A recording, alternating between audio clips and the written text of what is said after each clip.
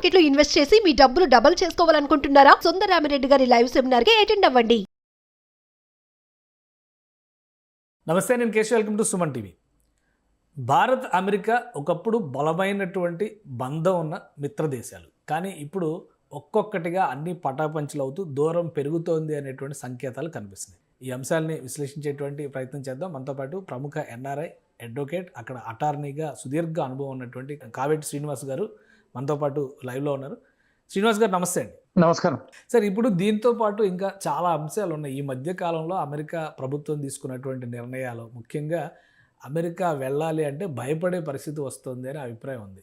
మీరేం చెప్తారు? సుదీర్ఘకాలం అక్కడ ఉన్నటువంటి వ్యక్తిగా, అలానే అక్కడ ప్రాక్టీసింగ్ అటార్నీగా, అక్కడ ఉన్నటువంటి లీగల్ సిస్టము ఇప్పుడు ఒక ఫ్రెష్గా నాలాంటి స్టూడెంట్ అనుకుందాం, ఎగ్జాంపుల్ అనుకుందాం, నేను కాకపోతే మా అబ్బాయి లాంటి వాళ్ళు అమెరికా రావాలంటే అసలు వచ్చేటువంటి వాతావరణం ఉందా ఈ నిర్ణయాల తర్వాత? ఇప్పుడు స్టూడెంట్స్ వెళ్తున్నారండి. ఇప్పుడు ఈ మధ్యకాలంలో చాలాసార్లు స్టూడెంట్స్ మమ్మల్ని కన్సల్టేషన్ అడుగుతారు. ఇండియాలో ఉన్నప్పుడు వెళ్తున్నారు, ఎంబసీకి వెళ్తున్నారు, వీసాలు తీసుకుంటున్నారు.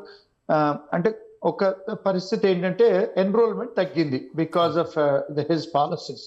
అందరూ కూడా వేరే దేశాలకు వెళ్తున్నారు. రెండోది, ఎంప్లాయ్మెంట్ మీద కూడా ఇప్పుడు నెక్స్ట్ ఇయర్ నుంచి $1,00,000 H1 చేసుకోవాలంటే ఎవరు కట్టలేరు, చేయలేరు. సో డెఫినెట్ గా ఇంపాక్ట్ స్టూడెంట్స్ మీద ఉంటుంది, విజిటర్స్ మీద కూడా ఉంటుంది, బిజినెస్ ఎస్టాబ్లిష్ చేయాల్సిన వాళ్ళకు కూడా ఇంపాక్ట్ ఉంటుందండి. It's going to be a major impact. $1,00,000 ఈ $1,00,000 ఏంటి సార్? అది ఇంప్లిమెంట్ అవుతుంది H1B వీసాలకు తీసుకునేటువంటి వాళ్ళకి $1,00,000 కట్ట. 1,00,000 ఉంటే అక్కడ దాకా $1,00,000 ₹1,00,000 కాదు, $1,00,000 ఉంటే అక్కడ దాకా ఎందుకు, ఇక్కడే బోల్డని వ్యాపారాలు చేయొచ్చు కదా అని కామెంట్లు కూడా వస్తున్నాయి. సో అది ఇంప్లిమెంట్ అవుతుందా? కరెక్ట్ అండి. But lot of companies already file చేశారు కోర్టులో. అంటే అది మరి లిటిగేషన్ అయ్యి నిలవకపోవచ్చు అని నా ఒపీనియన్ అండి. ఎందుకంటే ఫైనాన్షియల్ బర్డెన్ అవ్వకూడదు ఎప్పుడు కూడా వ్యాపారస్తుల మీద. అన్డ్యూ బర్డెన్, ఫైనాన్షియల్ బర్డెన్ అవ్వకూడదు. రెండోది ఏంటంటే interference in private contract or public contracts government అవ్వకూడదని ఒక కాన్స్టిట్యూషనల్ ప్రొవిజన్ ఉంది. ఇప్పుడు మరి వ్యాపారాలే కదండి, ఇప్పుడు ఐటీ కంపెనీస్ అన్ని వ్యాపారాలే కదా. ఇప్పుడు ఎంప్లాయీస్ తెచ్చుకుంటాము, మరి అది వ్యాపారమే కదా, వాళ్లకు ఎంప్లాయ్మెంట్ అగ్రిమెంట్ రాస్తాము, అది కాంట్రాక్టే. ఇప్పుడు ఏదన్నా మేము యాప్ డెవలప్ చేయాలంటే ఐటీ కంపెనీస్ బయట కంపెనీస్తో కాంట్రాక్ట్ చేస్తారు.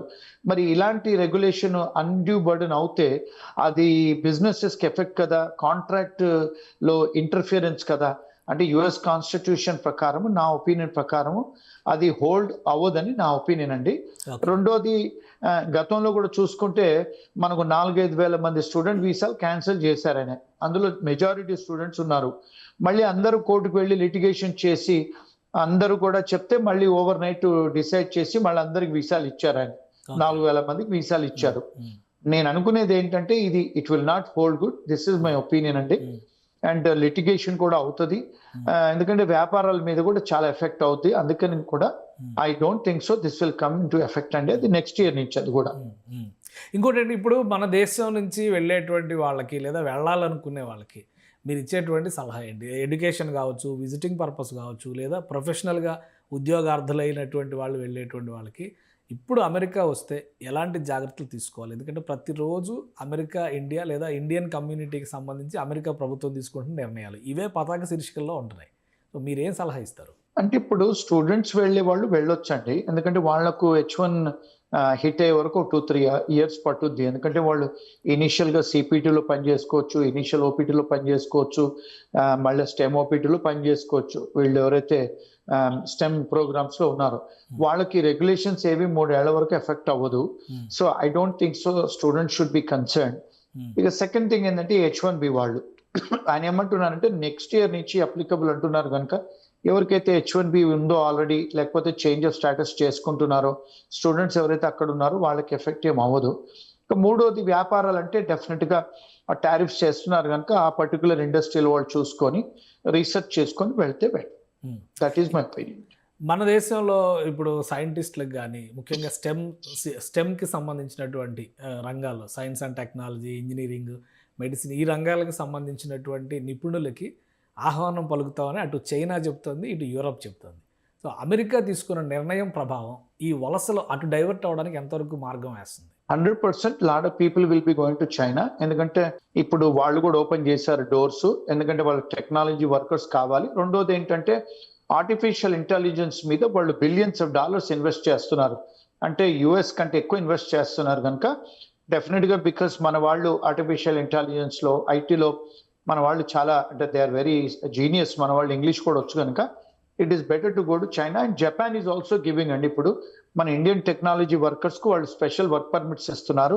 యూరోప్ వాళ్ళు కూడా ఇస్తున్నారు మన వాళ్ళకి, ఎందుకంటే కోవిడ్ తర్వాత చాలా మంది చనిపోయారు ఎక్కడ యూరోప్ లో. రెండోది ఏంటంటే యూరోప్ దేశాలు కూడా ఇప్పుడు జర్మనీ కానీ, పోలాండ్ కానీ, లిథువేనియా, లాట్వియా అన్ని కంట్రీస్ కూడా మన వాళ్లకు ఇస్తున్నారు, వర్క్ పర్మిట్స్ ఇస్తున్నారు అక్కడ ఎడ్యుకేషన్ అయిన తర్వాత. అండ్ స్వీడన్ లో కూడా ఇస్తున్నారండి. ఇప్పుడు పోర్చుగల్ వాళ్ళు కూడా గ్రీన్ కార్డ్స్ ఓపెన్ చేశారు. $2 లక్షల పెడితే మీకు అక్కడ పోర్చుగల్ లో కూడా గ్రీన్ కార్డ్ వస్తుంది. ఇప్పుడు $2 లక్షల అంటే మన దగ్గర 2 కోట్లు అండి. చాలా మంది మన రియల్ ఎస్టేట్ ఒక ప్లాట్ అమ్ముకుంటే 2 కోట్లు వస్తాయి. సో పోర్చుగల్ వాళ్ళు కూడా గ్రీన్ కార్డ్ ఇస్తున్నారు కనుక ఇప్పుడు మాకు చాలా ఎంక్వైరీస్ ఆ దేశాల నుంచి అక్కడికి వెళ్ళటానికి వస్తున్నాయి. సో కానీ I think doors are opening to other. ఇప్పటివరకు అమెరికాని ప్రిఫర్ చేశారు. అమెరికా అంటే ఏదో భూతల స్వర్గం, అక్కడే ఉండాలి అనేటువంటి అభిప్రాయం ఉండేది. సో ఇది ఒక మిత్గా మారిపోయి రాబోయే రోజుల్లో ఇండియన్స్ ఎక్కువగా ఐరోపా, చైనా, మీరు అన్నట్టుగా జపాన్, ఈ కంట్రీస్లో ఎక్కువ సెటిల్ అయ్యేటువంటి అవకాశాలు ఉంటాయి. ఆపర్చునిటీస్ కూడా ఆ స్థాయిలో వస్తాయి అక్కడ. 100% అండి. ఎందుకంటే one door closes and other door opens అంట కదా. మనము ఇప్పుడు ఎకనామిక్ సిచ్యువేషన్స్ లో కూడా ఎప్పుడైనా వ్యాపారమైనా లా చేంజ్ అయినప్పుడు, ఆ సంబంధించిన రాజులు, ఆ సంబంధించిన ప్రెసిడెంట్లు మారినప్పుడు డెఫినెట్ గా రూల్స్ రెగ్యులేషన్స్ మారుస్తారు వాళ్ళు. So we look for new opportunities. ఎందుకంటే మన వాళ్ళు because India manufactures highest computer science graduates and engineers. మరి మన వాళ్ళు కంప్యూటర్ సైన్స్ గ్రాడ్యుయేట్స్, ఇంజనీర్స్ ఎక్కడికైనా వెళ్ళి ఇంగ్లీష్ వచ్చు కనుక వెళ్తారు, పని చేసుకుంటారు.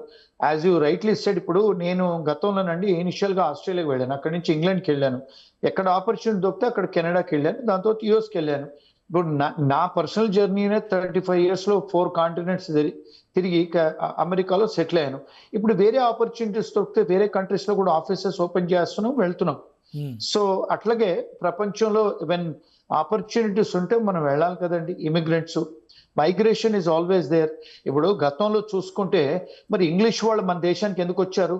మన దేశానికి ఫ్రెంచ్ వాళ్ళు వచ్చారు, స్పెయిన్ వాళ్ళు వచ్చారు, మన దేశంలో పోర్చుగల్ వాళ్ళు వచ్చారు, మన దేశంకి వచ్చి పరిపాలించారు కదా. మరి ఇరాన్ వాళ్ళు కూడా వచ్చారు. మరి ఎందుకు వచ్చారు? మనం అప్పుడు మన కృష్ణదేవరాయ టైంలో, రాజులు ఉన్న టైంలో మన దగ్గర డైమండ్స్, పర్ల్స్ రోడ్ల మీద అమ్మేది. మనది బెస్ట్ ఎకానమీ కదండి వరల్డ్ లో, అంతకుముందు 200-300 సంవత్సరాల కింద. మరి వచ్చారు కదా, మన దగ్గర అయిపోయిన తర్వాత వెళ్ళిపోయారు. ఇప్పుడు మనం వాళ్ళ దగ్గరికి వెళ్తున్నాం. సో ఇప్పుడు దీన్ని విషియస్ సైకిల్ అంటారండి ఎకనామిక్ దాంట్లో. ఎందుకంటే పెద్ద దేశాలు చిన్న దేశాలు అవుతాయి, చిన్న దేశాలు పెద్ద దేశాలు అవుతాయి కనుక this is a vicious cycle in economics. ఒక రోజు సూపర్ పవర్ గా ఉన్నది తక్కువ అవచ్చు. మన దేశం కూడా నిజాం నవాబ్ ఉన్నప్పుడు ఇంగ్లీష్ వాళ్ళు 8 ఫిరంగులతోనే ఆయన సెల్యూట్ చేసేవారంట. He was the richest man in the world. మన దేశంలో మన రాజులు ఉన్నప్పుడు మనకు డైమండ్స్, పర్ల్స్ అని రోడ్డు మీద అమ్మేవాళ్ళు. మన దగ్గర మనకి ఇంగ్లీష్ వాళ్ళు వచ్చి కూడా మన దగ్గర వ్యాపారం కోసం వచ్చారు కదండి ఇంగ్లీష్ వాళ్ళు. మరి అదే మళ్ళీ things will come back, India will come back in the power, east will come back in the power అండి.